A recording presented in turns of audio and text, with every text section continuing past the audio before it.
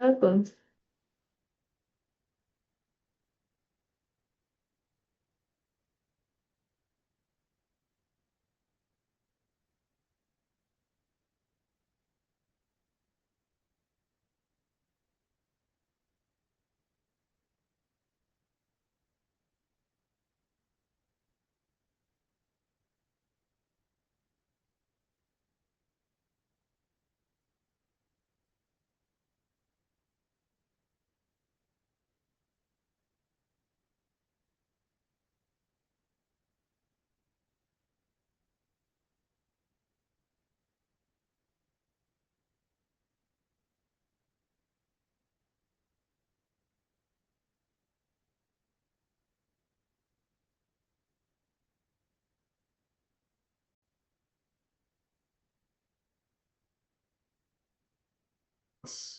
And maximize our time here together.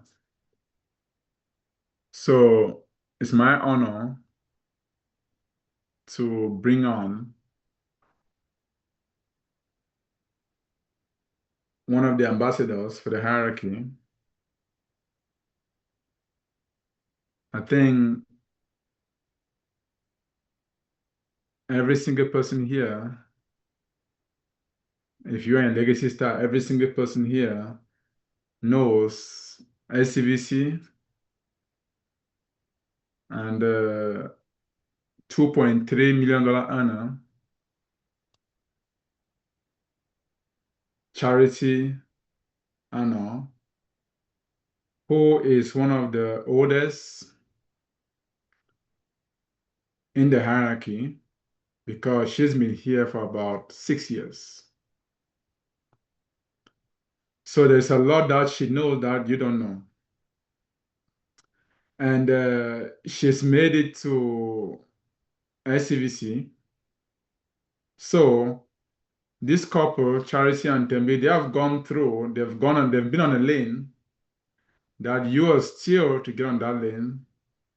They've gone through rough times. They've gone through challenges. They have seen how people that didn't pay attention to certain things fell off the radar. And so on this day, we pleaded if Charity can meet with you, if Charity could care so much about you, and if Charity could give into you information that helps you have your radar on, because this opportunity is so sweet. But we have seen things happen to people even at the climax of their business either because they didn't know or they knew and they just chose to play bad. And as a result, everything exploded in front of them. They lose out on the opportunity. They were fired. So we care about every single person here to understand the things that can go wrong as you build this business. We have a long life ahead of us. We have the next 50 years to be in this business. We want everybody to stay on the right lane so that nobody gets into trouble. The last time we did a training like this was 5 years ago. At that time, I was a CEO. Can you believe that? Or maybe EMD. In other words, we haven't done it in a very long time. At that point in time, maybe Charity was what? Who knows what she was at that point in time? Marketing director or SMD?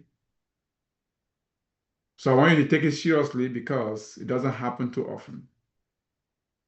So thank you so much, Charity Anna, for being here on a day like this. It's Saturday, and you choose to give this information, to share information because you care about all of us getting to the top, all in one piece, without losing a toe, without losing a hair. That's why you choose to commit this time to share this information with the leaders and the soon to be leaders. If you are a marketing director, you are a leader. If you're an SMD, you're a leader. And that's why, because you're leading a team, we want you to understand these things so that you watch as you move to the next level and level after that. So I want to say thank you so much, Charity. I'm going to hand it over to you to pick up from here and share with us how to stay in lane, to stay in compliance with everything that we do so we can get to the level where you are. I'll hand it over to you. Take it over. Thank you so much, my mentor Daniel, for this opportunity to be here this evening, and good evening, Legal Sister. Hope you guys are doing all right, correct? All right, I'm gonna try to put it so I can see everybody. Okay, cool. So we're here this evening and we're gonna be sharing some very, very, very amazing information. And the information I'm bringing to you, why I'm bringing this information is because it's very, very, very important. Because many things have happened along the line, and then the mistakes have been done, and you can't reverse them. But they only trigger when they review your books of business, maybe 2 years later, maybe 3 years later, maybe 5 years later. Usually it's a window of 7 years. See that? So you could be an SEVC in a company, be a millionaire, but something that you did like your early stages in the business without knowing that they were all not correct, launch you out of the business. Imagine you making about $500,000 in annual income. You have the freedom, you have the money, you have the life, you have a brighter future ahead of you. And one mistake that you made as a marketing director, or you actually help a trading associate, and that mistake catches up with you, and then you're knocked out of the business. Imagine being a millionaire and living that life, and then you don't even have a license anymore. Now you have to go back to work. I just wonder, you go back to work the first week, the next week they're calling 911 to take you to a mental health hospital, not a medical hospital. Like that's how bad it can get. Like imagine yourself going back to work, like you show up, you get fired 2 hours later because you'd be so unfunctional, right? So that is why I'm bringing this information so that we can understand and know the things we can do and things we cannot do to make a proper business. Meanwhile, for those of you who don't know me, my name is Sheridan. I know, I bet you guys know me, right? But if you don't know, I want to share with you guys a little bit how it all started, right? Just a little bit about myself. And I was a nurse, and then, when it came to WFG found me. And my first 7 months in the business, I struggled. I was almost quitting the business until I had one more chance, that God gave me one more chance to come back. Okay. And then you called me. I was actually about to go, and I was selling chicken, right? I was selling chicken. You guys know the chicken story. And he called me to come and sell chicken. I was fired up. But imagine if he called me to say, come and sell, let me train you, I'm not going to pick that call. So I was coming to sell chicken, and the chicken story changed my story. Now, thinking about the struggles and the challenges we face in the business, and we've built a very gigantic business, it really, really, really made me to realize that it's about time we talk about this. Because you can build something so beautiful, and one little mistake knocks you out of the opportunity. Recently, a CEO was fired from WFG because of something that happened. Not off of our hierarchy, legacy style hierarchy, but WFG. Because of something that happened when he was, I think it was an associate, something then. So it was like 3 years later, 3.5 years later, that happened. I'm going to show you guys that story. And that caught my attention. And I remember the last time we did this compliance with Daniel, it was like 5 years ago. So you know what, we gotta have to look at this. We are all firebrands. Legacy Star is the #1 company. I mean, hierarchy in the entire company. We are even the most educated group of people. I think it's about time we have to look at all these things and make sure we understand compliance. See that? So that we build a legitimate business. So I'm gonna go ahead and share my screen. I know at the end, we're gonna have some questions, but here's the rule. Everybody that is here is supposed to have a book and a pen connected on your computer and on camera.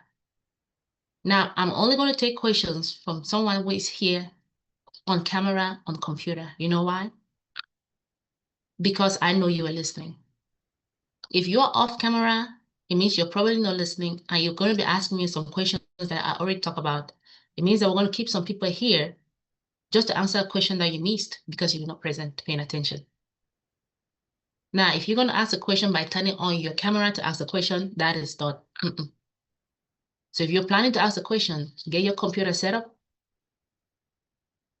And I'm going to take questions from those who are on camera. Fair enough? Because it is nighttime. Some of you could have been enjoying barbecue somewhere else, but you're on this Zoom. So I want to make sure that we're in, we're out, go enjoy life. Fair? Yeah? All right, cool. All right, let's do this.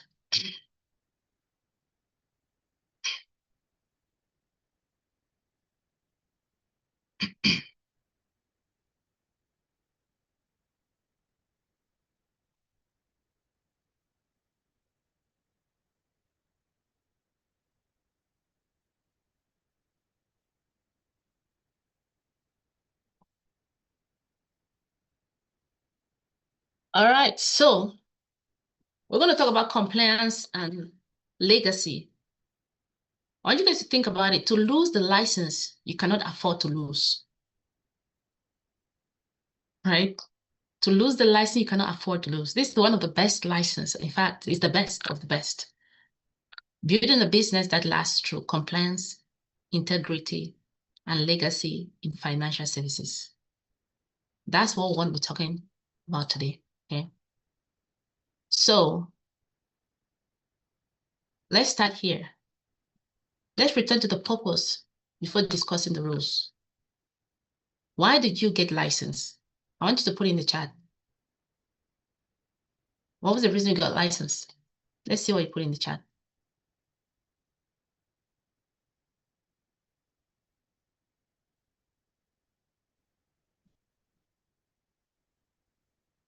Okay. Financial freedom to help families, to make money. I like to make money. Then to make money too. That one I like it too. Not to help families, yes. To make money, to serve others, financial education and time freedom, to help families to make a change in my life, to change my story, to help families to self-improve for self-improvement, to have a business, to help families, to help my family. All right.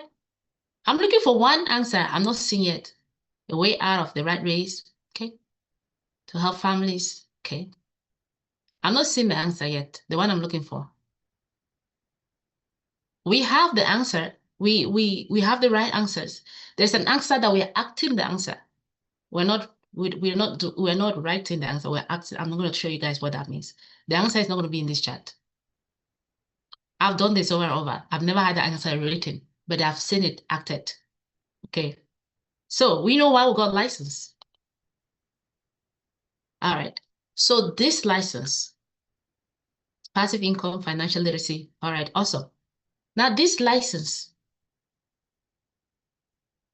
that you have, if you believe that this license is going to truly change your life, that this is it right here. I know your marketing directors and above, right? Your leaders.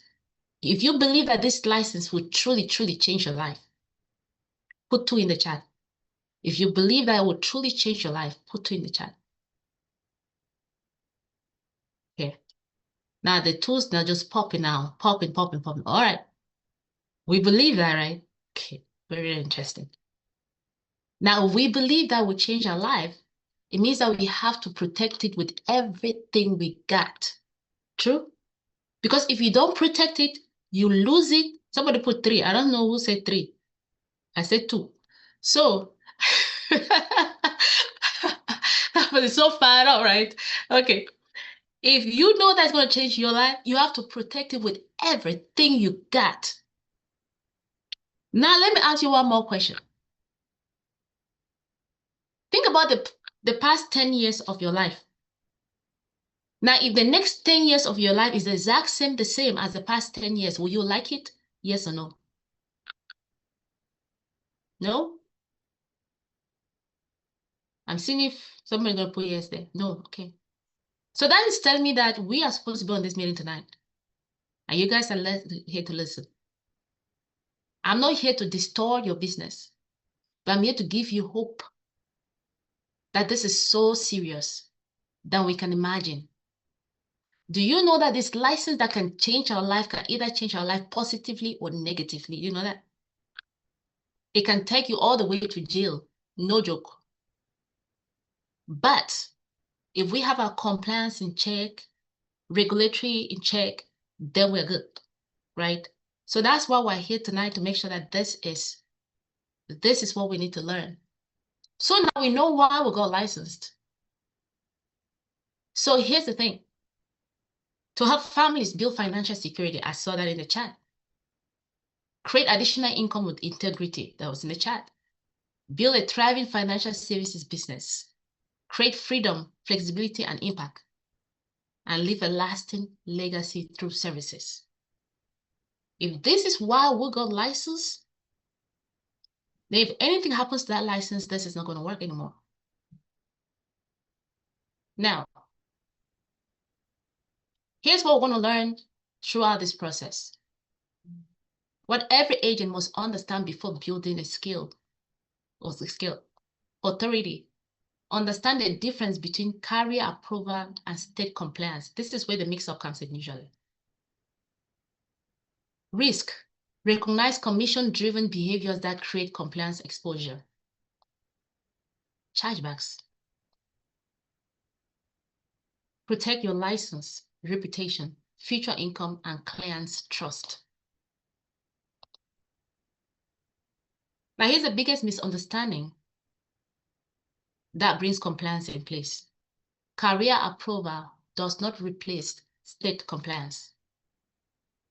Because the insurance company said that policy has been approved, does not mean that the state requirement said you are legit to do the policy.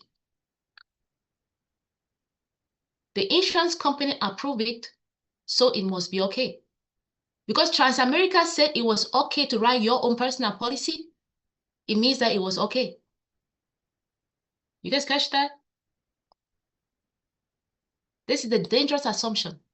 A policy can be issued by a carrier, while agent conduct can still be questioned by the state regulator. That is the mix-up we always have, the rule of separation. Carrier approval, products, and underwriting. State Department of Insurance license and regulate producers. So the carriers approve products and underwriting. State Departments of Insurance license and regulated producers, and two separate authorities govern the business. So you have two compliance departments here, right here. Usually we only think about the insurance company, and we don't know what the law says about our licenses. All this information I'm bringing to you is all referenced here. The sources where it's coming from. At the end of the slide, you have the whole source where this information is coming from, right? Now, I have a scenario here.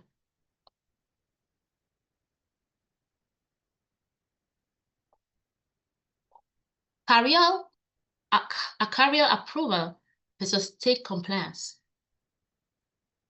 Now, the insurance carrier, this is what they do. They issue policies. You are insurable. They issue the policies. Determines insurability. That's all they do. Conduct underwriting, and then approves or declines coverage. It really has nothing to do whether your license say you can or you cannot. And then sets carrier specific rules. Then now the State Department of Insurance, they issue and renew your licenses, regulates insurance producers, investigate complaints, and enforce conduct standards, and then can suspend or revoke your license.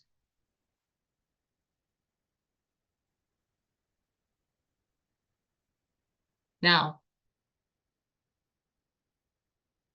I want to give you an example so that when you understand, you have to understand the compliance that guide the license that you have, whether you can write policies for somebody who you can write it, and even though the insurance company said it was okay to do so, the insurance department said it was okay for you to do so. This is an example. A car dealer versus DMV, Department of Motor Vehicle. A dealer can sell you a car. The Department of Motor Vehicle controls your right to drive. Okay? So, the carrier, which is the insurance company, Transamerica, Nationwide, Pacific Life, is a dealership, can issue the policy and approve coverage, but does not replace the regulator that controls the license. You have the license, but they don't really care what the license says, whether you can or you cannot. But the client, were they insurable? Yes. Could they afford the premiums? Yes. Could they pay? Did they qualify? Yes. That's what they do. Now, the state DMV controls license investigation, conduct, suspends, and revoke your license. Now, imagine you go to the dealership and you say you want to buy a car. Do they ask for your driver's license? They don't ask for your driver's license. So you bought a Mercedes-Benz, and then you're driving without a driver's license. And then the police pulls you over and said, you are not supposed to drive, and gives you a ticket. You say, nope, I'm supposed to drive because they sold me the car. Wait a minute, what? No. Because you could buy the car does not mean that you are allowed to drive without a driver's license or with a suspended driver's license. You see the difference right there? Do not confuse product approval with conduct approval. Now check this out. This is where one of the biggest compliance comes in. It's come under the aspect of control business. Now the question is not only who you wrote the policy for. The question is why you got the license.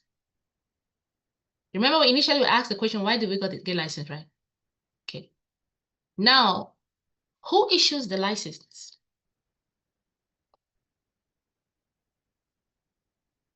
Put in the chat, who issues the license? The state. Now, when the state issues the license, we have like nursing license, medical doctor license. We have like, you know, all the licenses that we have licenses. The state gives you. Why would the state give you a license? To take care of who? Yourself or the people in the state? Think about it. The people in the state's family, right? Okay. Now, if they give you the license and then you took the license and then you do your own stuff with the license, which means, say, for example, you got license or you have an agent that gets license or you did it in the past. The first thing you did, you call Transamerica and say, Transamerica, I hear they say I can write my own policy. Transamerica says, yes. Or you hear an agent somewhere say, I wrote my own policy. And you call the Transamerica Nationwide, they say, yes, you can. Why? Because you're insurable. Not because the license department said it was okay, right? Now, because depending on the various different states, control business is the amount of business that you do as personal business on that license. You understand? And that license was not given to you to do personal business with. Now you're going to see where it catches up. Now, personal circle policies on yourself or immediate family. That's personal. Business circle policies on you, your own, policies you own, control, or closely influence. That's business circle. And then this is public service. A real business should serve the broader public, not only self-benefit. So here is control business. Personal right, a policy for you, your family, your child, your whatever, your relation right there. That's personal business. Now, your own business, you write policy on your own business. That's another personal.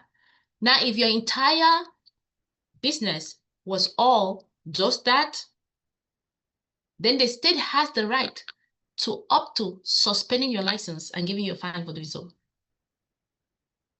Even though the insurance companies approved it and you paid, you got paid a commission, the state comes for you.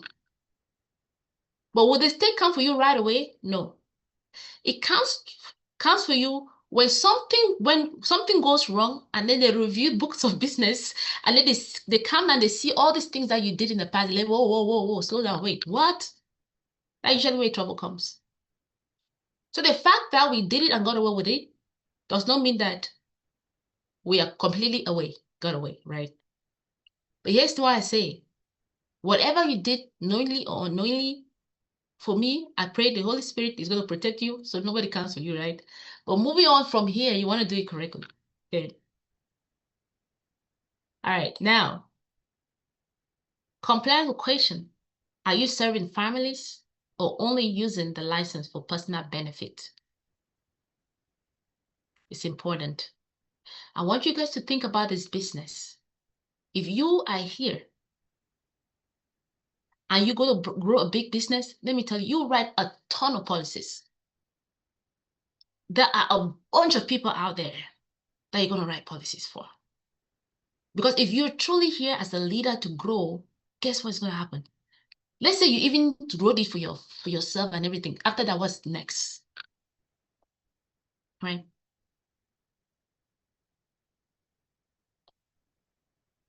Small thinking ask, can I get paid if I write my own policy? Big thinking ask, can I build a lasting business? Our mission is to help you build a lasting business. That's the mission. And we have to stay safe to build a lasting business, to do it correctly from the word go.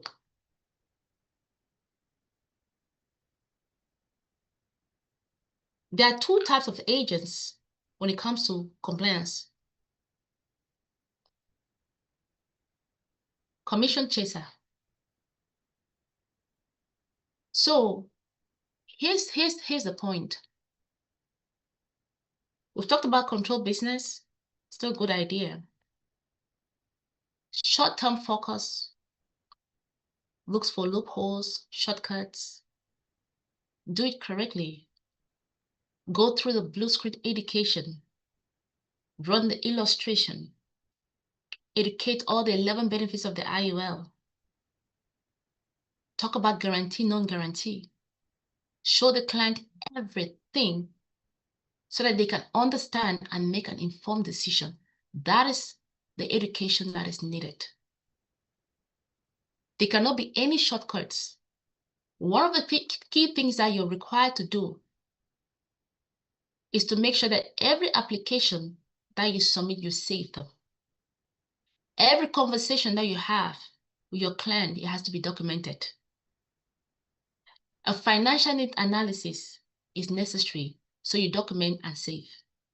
So that when a compliance scenario comes, you can justify that this was a conversation I had with my client. Because what was not documented was never done. Now we have to, when we understand about compliance, we want to make sure that we do it correctly. Now, when we are so focused on just not educating, you see how we come for the in-person trainings. We're doing product trainings. We're teaching you how to do it. You do it that way, you will get it correctly. No shortcuts. Now, commission chaser agents, they think only about the immediate commission. But we'll look at the bigger picture here. As we talk about compliance, I only talk about you also have the mindset of a builder, right? If you're a business builder, you have long-term vision. For that reason, you don't want to worry about shortcuts. You worry about giving the fundamentals, education, so that the client can understand.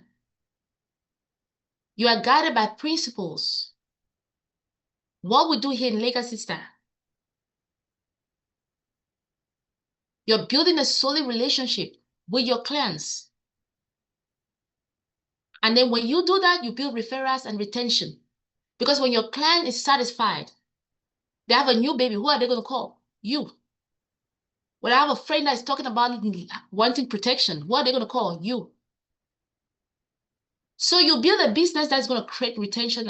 And then just the education that your client is going to get, no matter what happens, the client is going to come back to you.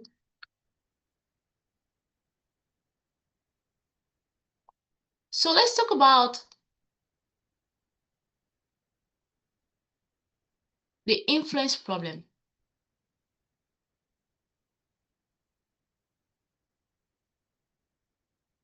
Yes. Hi, Miss Charity. I just wanted to let you know someone else is sharing their screen. We're not seeing your screen. Yeah, someone else is sharing a different screen. We're not seeing your screen. One Majesty something. Majesty is sharing their screen. So your screen is no longer showing.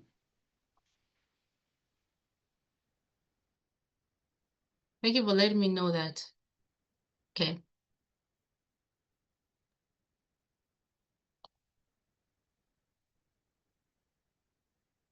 Can you see my screen now? Yeah, you can see your screen. Okay. Did you guys miss anything when the person was sharing? I think we're good, right? Dr. Avi? Not much. Okay.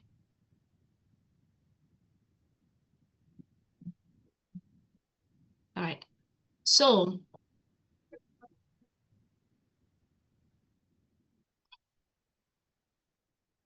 now the challenge that a lot of agents face is because they, you know how when I was growing up, I always liked the neighbor's food.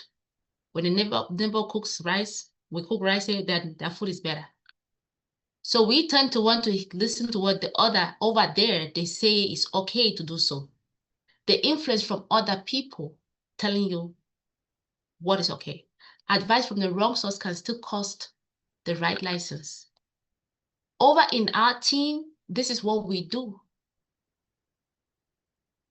The question is, we all here have gone through our leaders training, Daniel's training, right? We've gone through his trainings. We've gone through the fundamentals. We've gone through the in-person. We've gone through, what is a training? If what he's training, if you don't do what he's training, you do want someone else of our hierarchy is talking about it. No, That's where the influence is coming. Never borrow someone else's standard.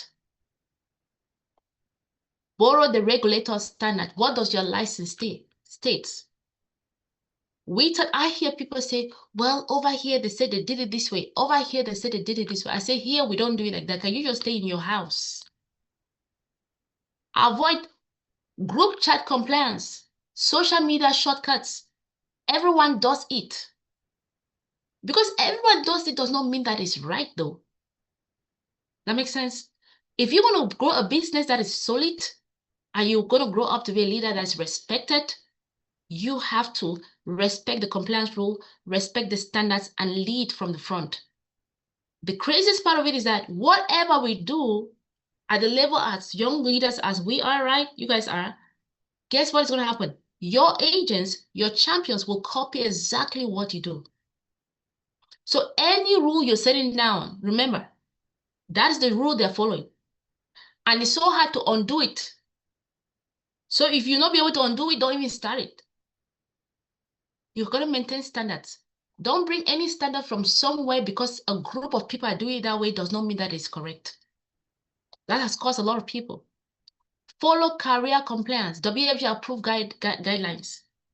It is very, very important for us to look at these things.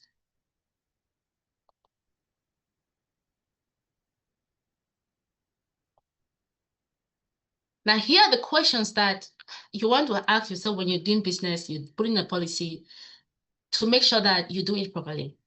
If you hesitate when you're doing it, pause before you proceed. Could you explain the sale clearly? If you were sitting in front of state right now, the state calls you and said the client complained, will you be comfortable to explain the transaction? If you are doing the transaction and you think about it that if the state calls me and asks me about this transaction I'm doing right now, will I be comfortable to explain and be comfortable that this is okay? If it is not, you don't feel that it's going to be okay, do not do it. That's self-check. Could you show that it met career rules? That is if Transamerica asks you the question that you decided for this person to do a lump sum in their policy, and you told them it was okay to use a 401k plan and put it in there. Is that something you'd be comfortable to say, yes, I did it comfortably? If you feel like, no, don't do it. If you are sitting in front of the court, because right now, there's a case in court right now with a CEO who has already been fired, sitting in court right now. This is the craziest part. The license got suspended before compliance was sent to him. His license got suspended before compliance. It means that the case was bad. Could the paper trail support your intent if you're sitting in court? If it does not, don't do it. Your future self, will you be proud of this decision when you're doing that particular sale with that prospect, that client? If you're like, don't do it. A lot of times we just say, well, it's life insurance, let's just do it. I promise you, I know you don't do it with any intent to anything, but you skip and did some stuff. So let me tell you the reason, what really happened. I'm going to tell you the story here on this slide. The real cost of one bad sale. The commission is temporary. I know you have that fat paycheck, you have that, commission's coming, your paycheck's coming, you're excited. Tuesday paid out, Wednesday, Friday paid out, you're excited. The paper trail is permanent. That action is permanent. So the sale was made. You earn your commission. You hit that milestone. Years passed. 3 years later.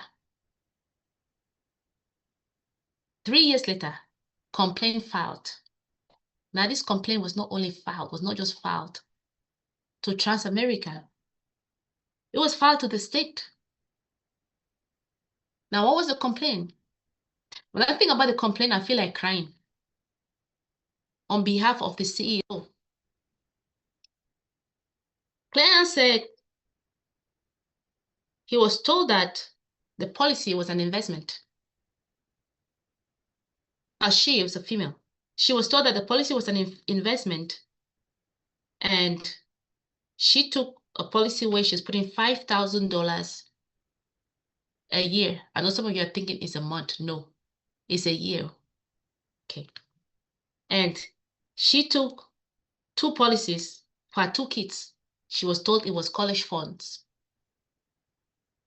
Now she's looking in her policy. 3 years later, there is 0 money in there. It's like 200, 300, less than $1,000 in that account. So she's putting $15,000. She was told that money was going to grow. Now here's year 3. It's less than $1,000 in that account. So first, she was lied to. Secondly, the money she's putting in that $250,000 policy for those kids, there's no cash value, 0, and she needs her money back.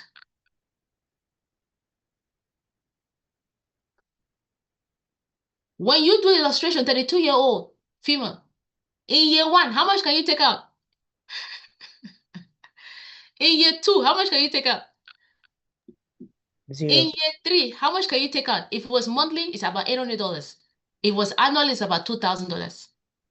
Do you see why we ask the client to respond in year 1? How much can you take out? The client will say 0. If you just running with those things, because the client should have remembered that in year 1 was 0. That's the first thing. In year 2 was 0. In year 3, and this client was doing monthly payment. What do you expect is going to be in the account? Okay. So the client called straight and reported that it was an investment. They kind of like had a conversation with the person who did the policy. It went back and forth, from what I was told. And then the conversation went straight to state. Whatever happened, they were told that, okay, so the client said, asked so many different questions.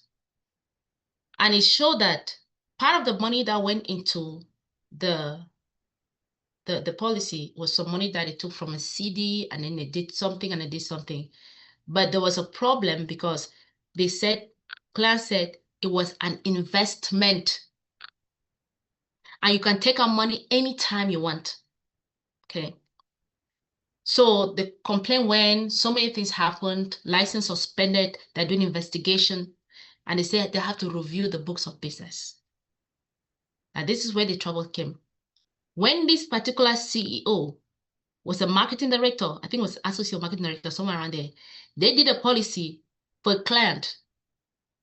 I don't know whatever policy they did, they saw a lot of discrepancy in the work.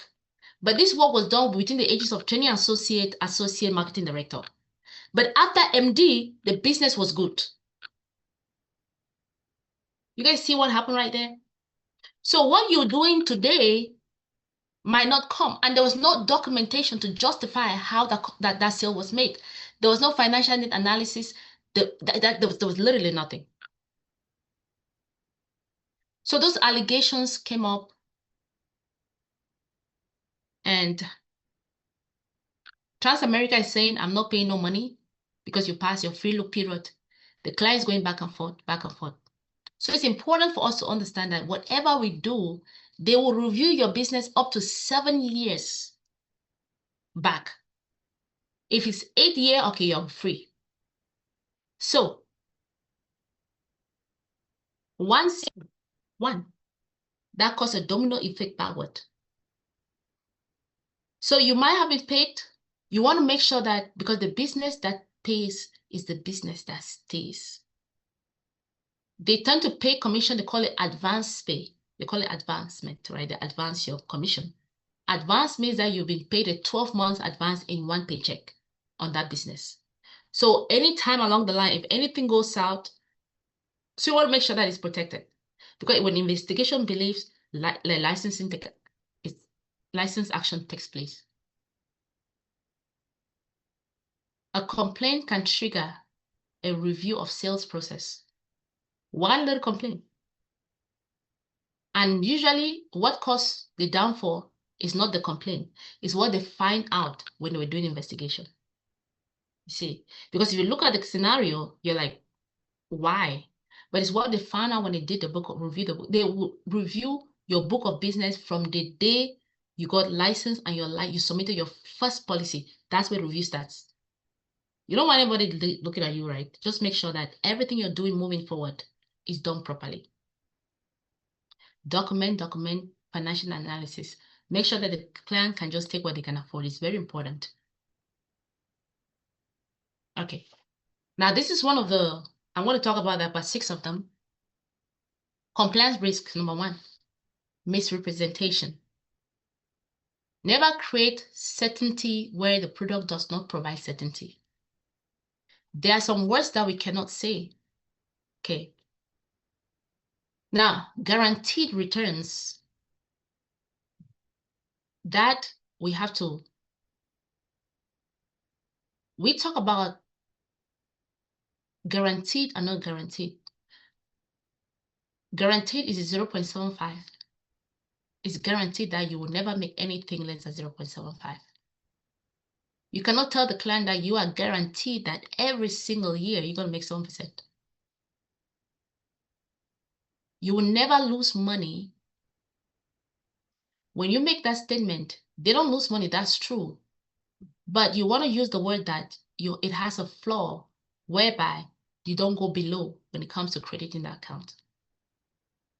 This is better than a 401k. We are not security licensed. So you cannot say life insurance is better than. See that? You can compare and contrast. The 401k does this and does this and does this. Life insurance does this and does this and does this. And let the client make that decision. This works for everybody. Those are promises. We cannot make a statement like it works for everybody. You know why? An IUL depends on how it was structured. If somebody lumps sum in there, max pay is different. It works differently.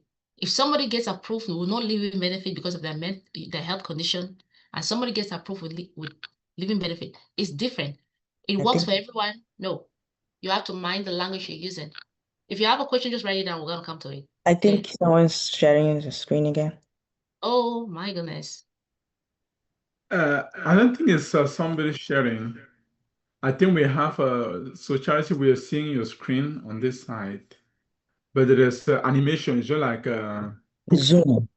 it's cookie animation on the other side. No, there's Oh, some Zoom right now sharing. See. Zoom. Zoom is sharing. Oh, it's Antonia. Antonia is sharing. Let's see. All right, go ahead. Okay. Go ahead, go ahead. Sorry, Charity. I think it was somebody by name Antonia was sharing. It wasn't your own screen. Okay. Oh, let's see. I'm gonna fix it. It shouldn't happen again. Let's see.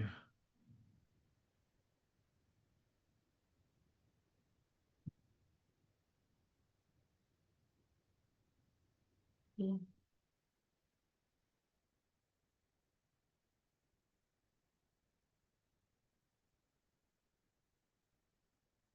All right. So now there's some words you don't use, and these are the words that people are gonna use and say, "Oh, you said it was a savings account." You cannot say it's a savings portfolio. You cannot say it's a retirement account. So what do you say? It's a life insurance policy that grows cash accumulation. It is life insurance that grows cash accumulation. It is income for life. It's supplementing your retirement. It is not a retirement account. So we have to mind the words we use properly because it's called misrepresentation. Now, the next one here is use careful language, potential for growth, subject to policy terms, depending on how the policy is structured. Downside protection features, right, may complement your retirement strategy. It's not a retirement account. People bring the complaints and report to the companies or to the regulators that the agent said it was a retirement account. Suitability depends on your situation. It's not that this works for everybody. You guys see that? It depends on your situation. So we have to mind the language that we use. We use the proper language because we're financial professionals. Because I know sometimes you might feel like if I tell the client that this is it, this way, the client is going to move forward. But when we make that statement, it could cost us when things don't apply like we said. Compliance risk. Number 2, twisting and improper replacements. Okay. Now, a replacement must serve the client, not the commission. If you're going to be replacing a policy for a client, you got to have client must first questions. What benefit does the client gain if I'm going to be changing the policy or replacing the policy? For example, somebody could have a $500,000 IUL. Are you giving them another $500,000 IUL? Why are you giving that IUL? So you already be thinking like, that's already compliance by itself. Number 2, let's say the person have 500,000, you do 750,000.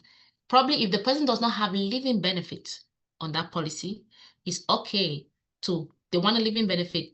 To add a living benefit, you gotta have to increase that policy by 1/4 of the size of the policy. So that is an okay transaction because the client wanted to add living benefit on the policy. That's an okay one, replacement. Now, what cost or surrender charges apply? If the client is going to cancel the policy and lose money, then that is twisting and improper replacements. What benefits could be lost if the client cancels it? If the client is the replacement documented clearly? So some people go out there and go to the candy companies, and then they're sitting behind and canceling policies here and there. That is illegal. And it's just a matter of time that is going to catch up. Red flags. Is the old policy being attacked unfairly? Is the new policy oversold? Is the recommendation rushed? Is commission influence judgment? So these are the things that you have to pay attention to. And these are small things that we can overlook them and just pass them. And then one day it comes up. And then now you have the understanding, you're like, man, I should not have done it that way, you see? And that's why we're learning these things now. The client interest must be the reason, not the excuse why that replacement happened. We have a lot of 1035 exchange that we can do, but there should be a rationale why you're doing a 1035 exchange. Now, compliance risk. For example, if you have, some of you might be thinking like, what if the person has term life insurance and then they want to cancel it and have an IUL? Now, you cannot accept for anyone to cancel that policy. Can I cancel my policy and get the IUL? Nah. You cannot be a person you're not a financial advisor. You can't advise them to do or not do. They make the decision whatever they want to do with the existing policy. If they have a term with zero living benefit somewhat, and they want an IUL or cash accumulation living benefit, it's fair enough to create that policy for them. So whatever happens with that term, that decision is left for them to make. For me, terms are usually mostly cheap. There's no point canceling it anyways. It's an additional death benefit if anything was to happen. The needs analysis is your compliance foundation. What is the client income? Are they owing debts, mortgage, car notes? What does they have? Do they have kids? Do they have emergency reserve?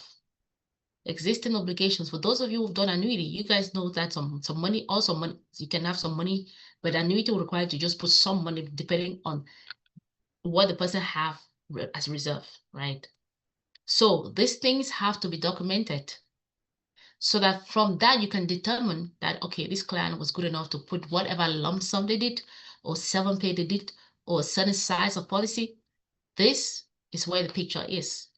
Because if a client complained and said, well, I didn't know that, I thought next year I could take out the money, that's what I was told. There's no evidence that you wrote anything down to show that you actually educated the client and the client made an informed decision.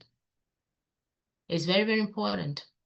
You have to understand the client's goals, protection needs, retirement goals, time horizon, how much time they have. Imagine somebody 72-year-old, you're trying to do an IUL for them. That kind of sale, now they're 72. How long would it take to allow for compound interest to happen? You see? So such decisions, such things are going to make, that's why I talk about time horizon right here. I had somebody asking if they could write, they were trying to do an IUL for 74 years old. I'm like, wait a minute, what? What is the purpose? Right? Risk tolerance, budget comfort. Now, this is your financial needs. You have to understand this. Existing coverage, current policies. Does the client have policies already? How much policies do they have? Employers' benefits that they have, retirement accounts, gaps and overlaps, and replacement concerns. These things has to be documented. And this is your protection. On WFG, there's a financial needs analysis form right there to complete those forms. So if you go through Chrome, there's a shorter, this one called the insurance calculator, life insurance calculator. That's not pretty short. You can kind of like get the coverage, how much somebody really needs. You can either overcover, undercover somebody. These are all the things that it comes down to personal development, going in there and going to these websites and review these things yourself as leaders. I can't give you guys everything, but you have to go all through these websites, go in there, pull all this information. That's how you build a real business.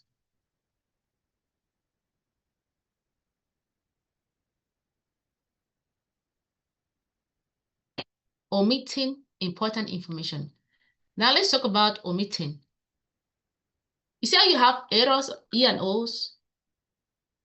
The E and O is called E and O because it's errors and omissions. So that if you make an error or omit something and you have some charges, you have some lawsuit or something, that insurance you're paying for covers those things for you. Now, silence can become misrepresentation when a material fact is left out. You didn't talk to the client that if you cancel your policy, you don't get anything. You know, when we talk about in year 1, how much can you get out? Nothing. That's telling the client, I know what, here, there's nothing. Year 2, there's nothing. So if anything was to happen, 0. Now, policy approved other than applied. This is one of the biggest compliance that is around these days. Say, for example, a client get approved a policy and the living benefits were declined, and he did not tell the client they don't have living benefits. And then when they had a critical illness, they were about to apply for the claim that you had claimed to them that this policy could pay out if you fall sick, and they apply, and the insurance company told them there was no living benefit because it was declined, but you didn't tell the client. Any change on the client's policy, so long as you have that email from the underwriters that says approved under the applied, you gotta have to have a conversation with the client. They need to know, because when you omit it, it is compliance risk. Guarantees and non-guarantees. That's why, what do we tell you guys? When the client's policy gets received, they receive the package, you get them, oh, you got a package? Okay, Mr. Client, let's jump on Zoom, let me show you a few things. Now you say in your package, this is what you're gonna have there. There's some that say guarantees and there's some that say non-guarantees. And they go through the explanation of what guarantee and non-guarantee. You do it with them on Zoom so they can see the picture. It has to be explained. Because if you don't explain it, it's easy compliance, missing of information. Because you didn't talk about it, it's still considered compliant risk. What are the risks involved? What I always tell my client is, hey, Mr. Client, just so you know, if you fall sick tomorrow, you have up to 90%. If you decide to cancel this policy tomorrow, you lose everything. So make sure you keep it together. If a class, like you just have to talk to them. But I'm not saying I go and tell them everything from the moment you're doing presentation. That's not what I'm saying. When you're doing presentation, they're yet to be approved. So there's no point. But when they get approved, whatever the scenario is, that's when you sit with them and say, hey, champion, Mr. Client, let's get on Zoom. You know, there's some update. There's some update on your policy. You're not calling them on the phone to tell them, Mr. Client, your policy has been approved. You're not sending them a text message that your policy has been approved. You're telling them, hey, Mr. Client, I have some very serious update on your policy. Get on Zoom at 5 minutes. Let me show you. You're not telling them that. When they come on Zoom, you say, all right, let's go through this. Guess what? Congratulations, your policy has been approved. They're like, what, really? Say yes. Look at your living benefit. Boom, boom, boom, boom, boom. And the client's excited. It's all right. Now, guess what? 2 days, 3 days from today, that money you see right there is going to come out of your account. As soon as it does that, 5 days later, you're going to receive a policy package. When you receive, you got to let me know because I have some things I have to show you in that policy. 5 days later, call them. You receive, yes, let's get on Zoom. Let me show you something. Now you talk to them guarantees and non-guarantees. So that nobody goes and talks to them about it. Because somebody will talk them out of it and tell them that you see the lies they tell you, and then before you know it, it's compliance. Policy limitations and change restrictions. Anything that is on there that they didn't know, you have to talk to them about it. Fees, costs, and waiting periods. So it's important you do all this conversation with your client. Now, full disclosure is not optional. Omissions can lead to compliance, investigations, and license action. Okay. Now, compliance risk number 5. Suitability violations. A signature does not remove the duty to recommend responsibility. Documentation is not a shield. Because the client signed it does not mean that you get away. You say, well, I talked to the client signed it. A signed application does not automatically prove suitability. Regulators can evaluate, process, intent, disclosures, and outcome. You know, you put in all the information and everything, the client signed delivery receipt. It does not mean that because they sign, you are done. No. They can say, well, I signed it, I didn't read it. But I was told this, so I thought that was what I was signing. See? So you want to make sure that everything is good. Your duty goes beyond the signature. Your recommendation should match the client's objectives. Whatever you recommended to the client's needs, financial situation, and risk tolerance. This is important. What does the client truly want? That is what you're going to give to the client. Not just your recommendations. Is that what the client truly wants? Compliance risk number 6. Social media violations. Online content is still business conduct. What you post out there, what you say out there is still business conduct. For me, I don't try not to say nothing to stay safe. Avoid posts that include income claims or lifestyle exaggeration. You see, there was this guy, I think when that time were like EMD's company. And this guy, he would go and rent cars. He rented all these fancy cars and took them to the gym. Guys, listen. So he rented all these Ferraris, and then he was, I think he was an SMD at that time. He was recruiting like somewhere around 80 to 100 people a month. It was not in our hierarchy. So I remember we're on Zoom. We had a meeting. We're all on Zoom. They did a panel. I was in that panel. And they were asking him, he was the top recruiter at that time. And they were asking him, so how do you get these people? So because he was ignorant, I think he didn't know that was wrong. So what he said was, I go out there, I go and rent these cars. I took them, I parked them in front of the gym. Then I'm telling people, this is my life, this is my car. Everybody that sees, I can show you how to get this kind of cars, live this life. He was recruiting people and people. He would post that lifestyle on social media, take those pictures. All those cars were rental car. He would rent about 3 or 4. And they will put it somewhere in some parking lot and then take pictures and have all this outfit. He was recruiting like 100 every single month. That is compliance. But as we speak, he's no longer in WFG, by the way. Okay, so that time we're EMDs. I remember that panel, and he was the top recruiter at that time in the company. And can you imagine? We are now SCVC. He's not in the business.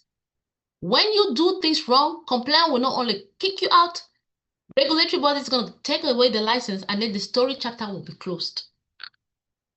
That's exaggeration. You see our lifestyle with WFG? It's true. We show Hawaii, we show our beautiful home, we show our true Range Rovers, the beautiful life. It's true. That's real life. Performance promises. There's a lot of fake information. AI can do wonders. Don't fall the trap. Unapproved materials or edited carrier content. Don't do it. Misuse of logos. Don't even put no logos on social media. Don't put them there. Statements you could not defend in a compliance audit. Don't even type anything and say anything. There are a lot of people doing all kind of crazy insurance stuff out there. Don't even go and comment, because one comment, your color by itself will land you in compliance. Just back off. Let's do our business here correctly, quietly, and go quiet, effectively. Don't join the masses. Most often you don't look like them. So I am telling you, just stay out of it, right? If you will not say it in an audit, do not post it online, because they're going to come for you. You have no idea how many people have gone through compliance, licenses suspended. If and only if they do not post anything on social media, their life would have been safe. So be careful the things you post on social media. Control business abuse. Now, that's another compliance risk. A license is a public trust, not a personal discount tool. When you get a life insurance license, the state issue it to you. Now the state knows that you hold that license, and your job is to go and serve the public. You took the license, you wrote a policy for yourself, for your husband, your children, for your, and that's what you did. you use it as a discount tool because you got paid a commission on that. It's like, wait a minute. Have you ever seen a nurse practitioner write a prescription for themselves? Even a physician. Don't we have some physicians here? You can ask them. You have a physician, you have the license to write prescription, but you cannot write prescription for your own child. It's the same compliance regulatory system that they follow. Intent matters. Somebody sharing the screen again? No, you're good. Clarity, you're good. Okay, because I see like 3 hands popped up. I was like, okay, should I stop? All right. So intent matters. The issue is not simply writing a policy on yourself or close contacts, right? The concern is becoming licensed primarily for personal benefit rather than public service. See, that's where the problem comes. Because if you say that if 100% of the policies you write was control business, then it's a huge problem. The proportion matters. So what you have to do, diversify your clients based beyond yourself, immediate family, and close business interests to demonstrate a genuine public serving business. For me, when I came into the business, we got a policy for our 3 kids, myself, my husband, my mother-in-law, my father-in-law. So we got 7 policies that day when that presentation was done, before we even recruited. So we got our families protected first. Everybody, not just one person. Now, sometimes some people come in the business with a mindset that, well, I'm going to get a license, write a policy for myself. That is just a limited mindset. Like, let me ask you a question. Let's say, for example, I come into the business. I say, you know what? I heard that I can write my policy, and I write that of my husband. And every call Transamerica said was okay. And then you successfully did it. And then you have a prospect that comes in. Will it be okay? Let's say I'm your leader to do the presentation, right? So I'm going to take, for example, Daniel Gara is my agent, right? So Daniel Gara, I can get away with that because he's an EVC, right? So I can get away with that. So Daniel, let's do this conversation here.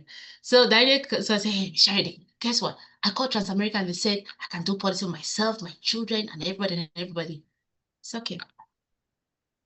So can I do it? I say, yes, what compliance says. I can't stop him from doing it. And then he goes ahead and he does it. Okay. Now, they have somebody that he wants me to do presentation for, his friend. Then I want to ask Daniel Gara, hey, listen, will it be okay I teach your friend how to get licensed and do their own life insurance policy too? Daniel, what do you think you want to tell me? Nah, right? Okay. So here's, you see, it doesn't make sense, right? So if you want to be doing that and you want to grow in the business, guess what I want to tell you? It's all right. But just make sure that everybody that comes, I'm going to do it. I'm going to tell them exactly how to do it and do it like you just did it. If you don't think it's okay for me to do it that way, then definitely it's not okay for you to do it that way. Because you guys are marketing directors. You're going to have some agents that come and they say that. So how do you overcome that objection? You don't have to fight with anybody. You just have to educate them about compliance and also tell them, if you're going to grow, no issues. But here's how it's going to go. I can't do to A what I'm not going to do to B. If you're going to do that, and every single client that comes, we're going to teach them how to get licensed and write for themselves. And the agent will be like, wait, what? Of course. But think about it. It is compliance by itself.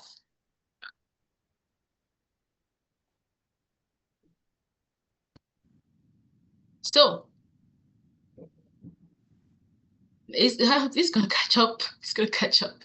Now, the reputation equation here. There are 2 parts, both compound. The part of integrity and the part of shortcuts. With integrity, you create trust. Referrals will come your way when you do it right. You grow a business, retention is going to be there. They will not cancel policies on you. You build an environment where growth is going to happen. People grow, you grow a massive hierarchy, and then you're going to build legacy. they will respect you. Your clients will respect you. Your team members will respect you. You're going to be a respectable leader because you build on integrity, right? Trust, doing the right way. And this will truly compound. More and more and more will happen. Now, the part of shortcuts. Complaints will compound. Shortcuts will compound. Because when you do it, when you do it the first time, you keep doing it because you've done it before. Investigations will compound. Lost opportunities will compound. Damaged reputation will compound. Either way, both of them, each will compound. Which one do you want to compound? See? Build a business whereby when you lie in your bed and you think about all your books of business, you are grateful that you did it right. You are grateful that you did the client the right thing. You are grateful that the money you were making is genuine and your clients are comfortable. Because I want us to have that legacy mindset. What do you want your business to look like in 20 years from today? Guys, think about it. You're leaders, right? In the next 20 years from today, I'm here 6 years. I just imagine our mentor here, Daniel, is just here. It's not even up to 10 years, right? He's just here. I look at where Legacy Stars stands right now. Now, think about yourself and what do you want it to look like in the next 20 years? It will only last for that length of time. You hear those leaders in WFU talking about, I've been here for 25 years, I've been here for 30 years, I've been here for 30 something. I'm like, geez, oh my gosh, okay. We got a long way to go, but it will only last if the foundations were solid. You gotta have to build with integrity. Every decision is a brick in the foundation of your future legacy. Now, what brick are you putting in that foundation? Build with integrity, serve with purpose, and lead with vision. Your license is the key to generational impact. It can really make or mar.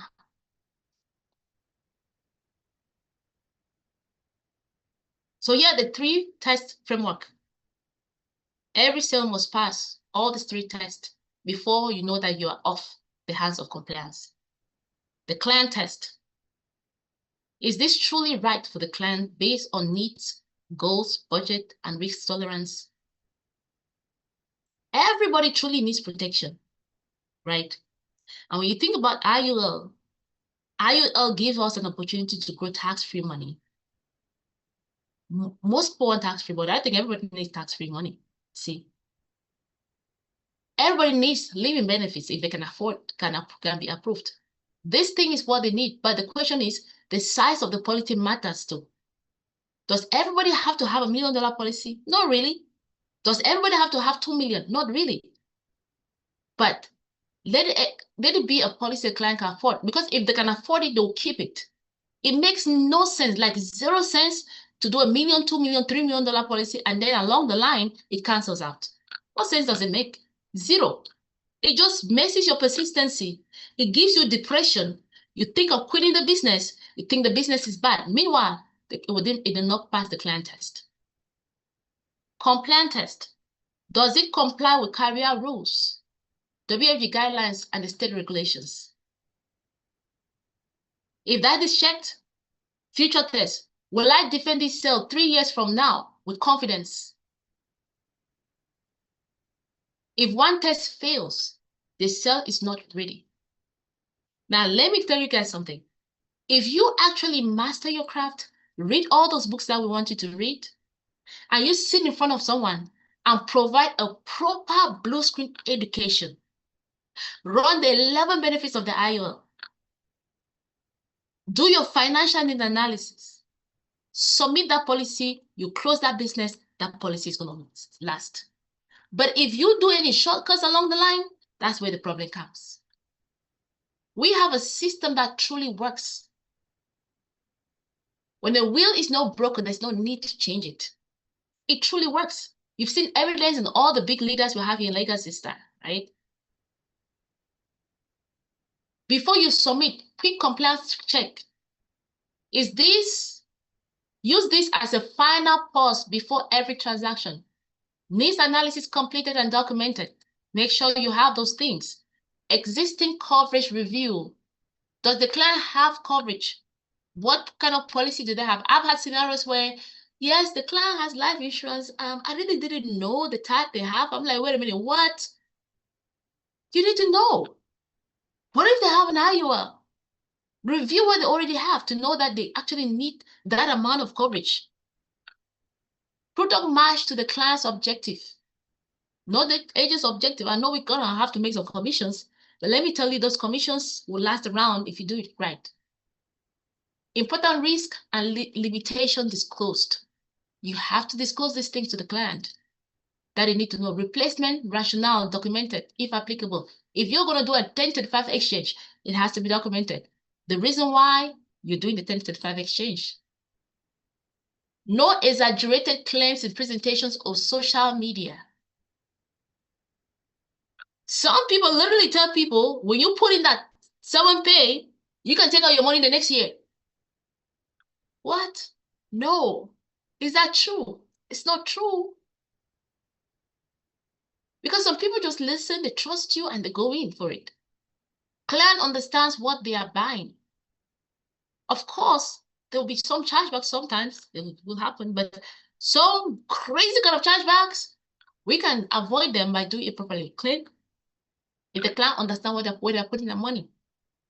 And make sure you're using the proper steps to make sure that you protect against chargebacks, make sure that things are in place correctly. That could be a conversation for another day. You can defend the sale later. So these are the checks.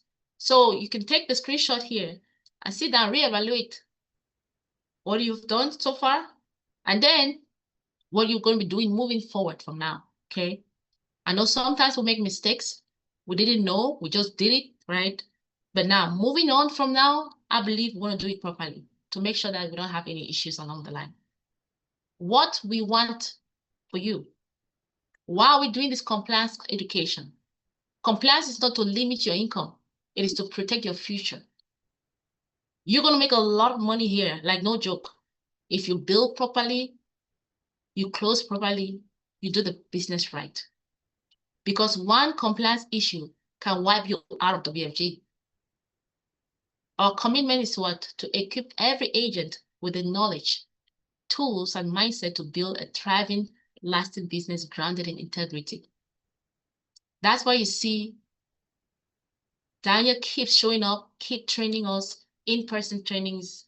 We're doing in-person trainings. The leaders are doing very different in-person trainings. Why are we doing this? So that you do it properly. We do not teach compliance to limit your income. We teach compliance to protect your future. That's why we're talking about compliance.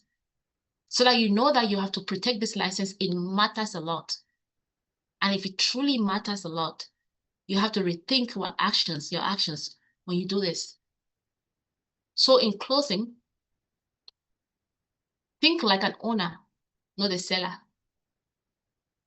You are not in selling life insurance.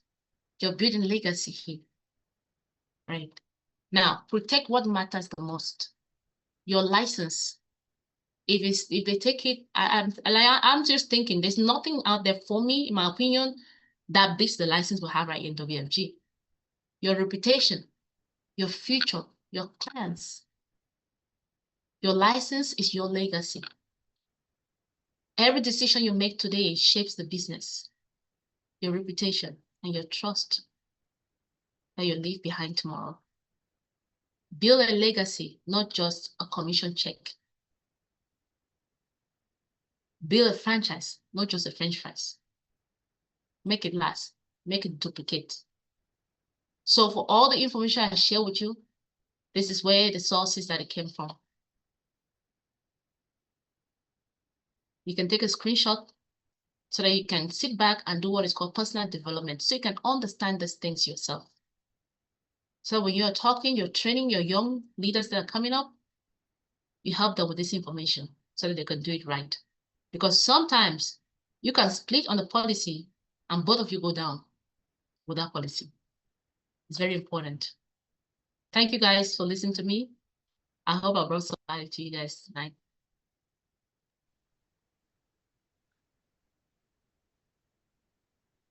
That was a comprehensive and very helpful. Thank you so much, Charity. Let's see, it is 30 minutes past 10. We are going to do 3 questions, and I'm gonna have her choose. All right, so we're gonna do 3 questions. The first question will go to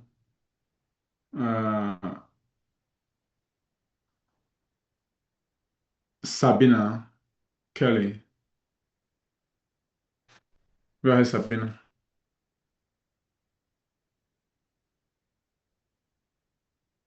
All right, go ahead, Sabina. Thank you, EC Daniel. Thank you, Charity, for sharing that information with us. Amazing. And it's so much that even as leaders, we can actually still keep learning. So just a few questions, but I want to just ask one for the sake of time. So if you have someone that's older, let's say over 60, and they say they need something with living benefits, 60 or 70 years old. I did one that was 74 years old. Because of the age, they only got a smaller policy. But now I'm also questioning that because they needed living benefits. Because they say if something happened where they have critical chronic illness, what can be there for them? So they took the smallest policy. And the way I was able to sell that is also the concierge service that comes with that. So how else could I have handled that situation if IUL is out of option for someone over 70 or 74 years old? So it also depends on what the client wants. Now, think about it this way, right? If you are sitting with a client and you provided the education and the client is excited, you have to ask the client the questions. What do you want in this policy? You want cash value? You want living benefits? You want to leave behind a legacy? Depending on what the client wants. You could have a 74 years old that have $1 million sitting in the savings account, and they want to put in a life insurance plan. That is what they want. It's still very okay. But the goal here is let it be what the client wants. Because when we provide the education, we talk about all kinds of policies. We show the cash accumulation, we show everything. What does your client want is what you give to the client. I had this lady, she was 63 years old. Her husband had passed recently, and the time at that time was like 4 years ago. So she was 63, and the husband left behind about, I don't know, so many millions of dollars. And the lady wanted a $3 million policy because she wanted to put that money, most of that money, in the life insurance policy and then have a huge legacy to leave behind for kids. So at that point, she was not actually just looking for cash accumulation. She just wanted someone to put that money, to grow the money tax-free and also allow for living benefit, legacy, build more legacy because of the experience that the husband left behind that much money through life insurance. You see? So it all depends again what your client truly wants. If that's what they want, fine. You will not have any issue because the client said that's what I want. They shouldn't have any reason to have any compliance aspect come up. Makes sense? Okay. Yeah. Thank you so much. Welcome. Let's hear next from Blessing Ofen. Who's your SMD, Blessing? Blessing, who's your SMD? Lillian Apono. Okay, go ahead. SCVC Lillian Apono. Go ahead. Thank you so much, SCVC Charity.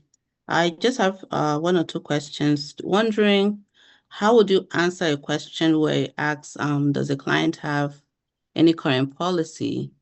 But when you ask them, they say yes, but they don't remember the details, the company. It's the same thing with, for New York especially, you have to do a right bridge.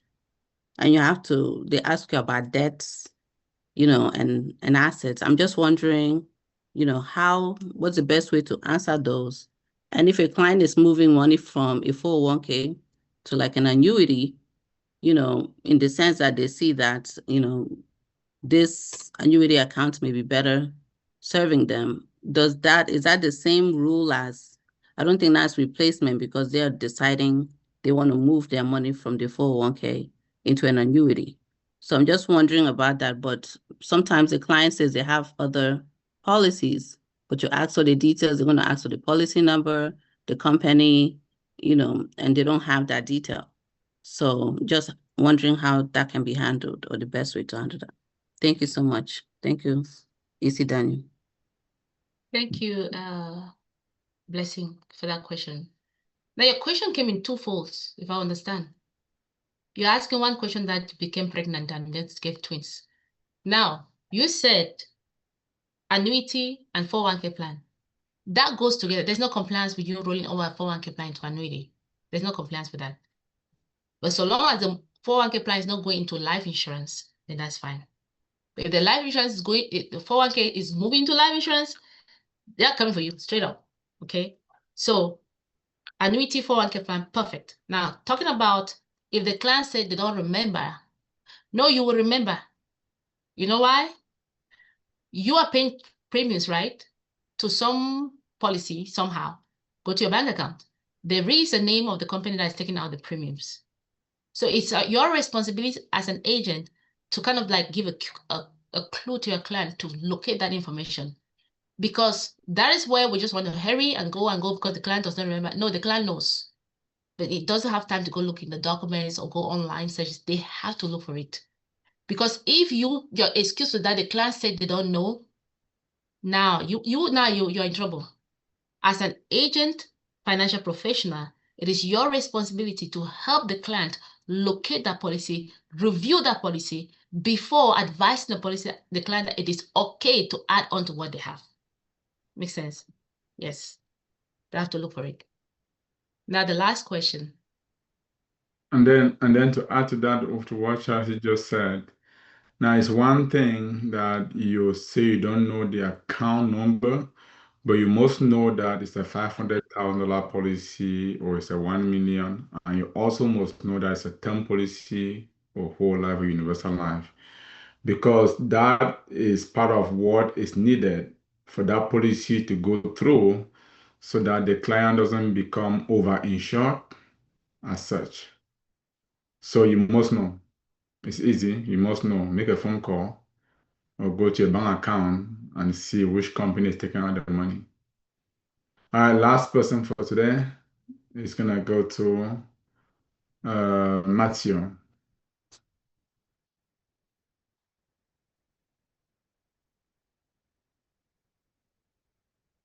Go ahead, Matthew. Okay, thank you so much for the training. This is highly needed, for us to become an expert. I don't have much question, just one. The last slide for the reference page is what I'm just requesting for to take the screenshot. Thank you.